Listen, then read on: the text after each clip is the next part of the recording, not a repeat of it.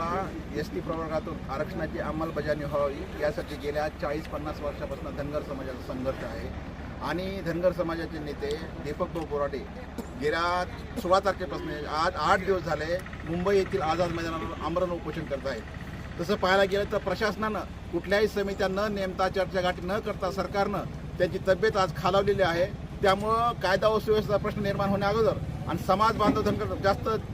संतप्त होण्या अगोदर सरकारनं त्यांच्या मागण्या मान्य करून त्यांचं उपोषण सोडावं यासाठी लिंबागणेश येथील धनगर समाज बांधव मुंबईकडे कूच करत आहेत। त्याचबरोबर केवळ धनगर समाज बांधव नव्हे तर इतर 18 पगड जातीचे ज्या धनगर समाजानं प्रत्येक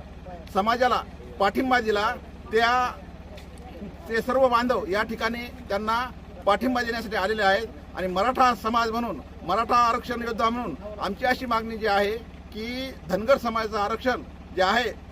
दीपक भाऊंची मागणी तातडीने पूर्ण करावी, त्यांचं उपोषण तातडीने सोडावं आणि त्यांचा जीव वाचवावा।